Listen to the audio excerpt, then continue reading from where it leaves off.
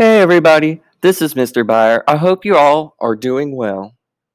In this video, we will continue our trip through the Middle Ages.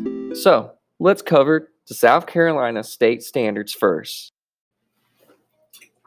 The indicator compared the political systems within world civilizations.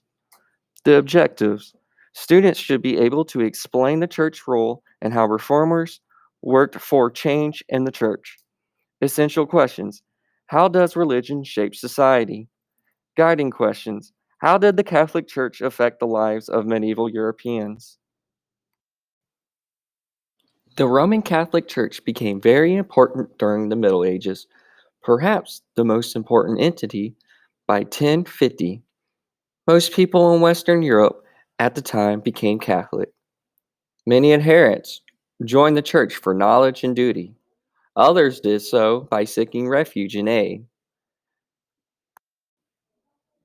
The Catholic Church affected almost every part of people's lives.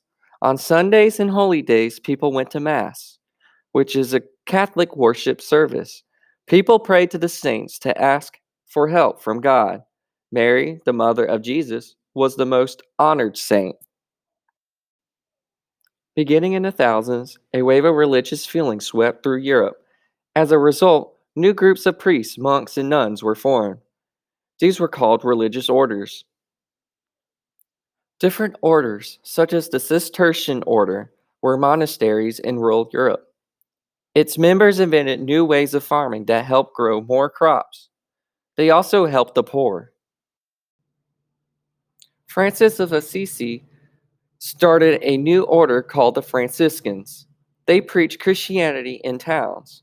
They were also known for their cheerfulness and love of nature. A Spanish monk named Dominic de Guzman started the Dominicans. Its main goal was to defend church teachings. Despite amassing followers across the continent, power struggles outside and within the Roman Catholic Church persisted too. The church would sometimes utilize fear to manipulate the masses in order to fund their projects. Indulgences, they called it, which later would be the impetus for a Protestant Reformation.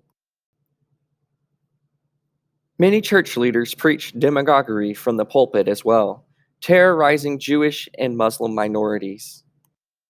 Social ills from the church fueled debates if society should separate church and state. Eventually, these shortcomings would change how Western society functioned. The Catholic Church used its powers to try to stop heresy or religious beliefs that did not agree with church teachings. In 1233, the Pope created a special court to deal with heretics. It was called the Inquisition.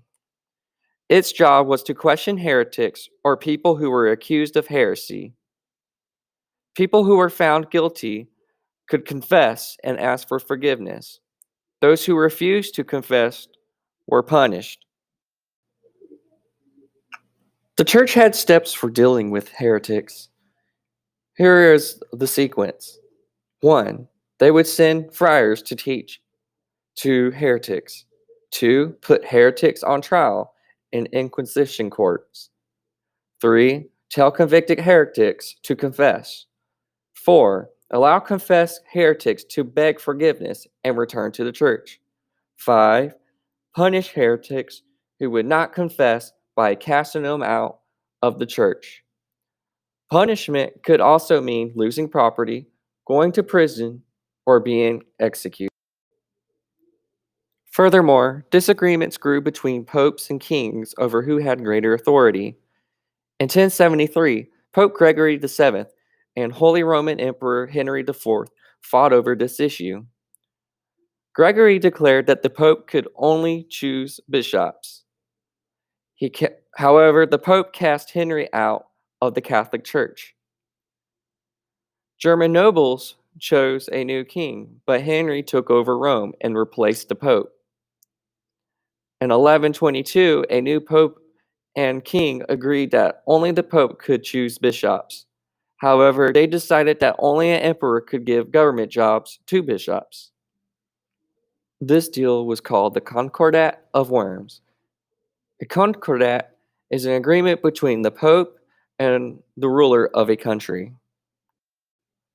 Disputes between the church were also serious. In 1054, leaders in the church excommunicated each other or cast out each other. This resulted in a schism or a separation of the church. This was the reason why we have a Roman Catholic Church and an Eastern Orthodox Church to this day. Many church leaders and church members also practice anti Semitism or the hatred of Jews. Many European Christians unfairly blame Jews for problems in society, such as famine or economic decline. Christian mobs attacked and killed thousands of Jews. Many Jews had to wear special badges or clothing, similar to what Nazi Germany did in the 20th century. In some places, they had to live in separate neighborhoods known as ghettos. Jews also could not own land or work at certain jobs.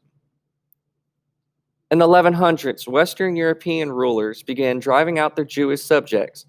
Many of these Jews went to countries in Eastern Europe.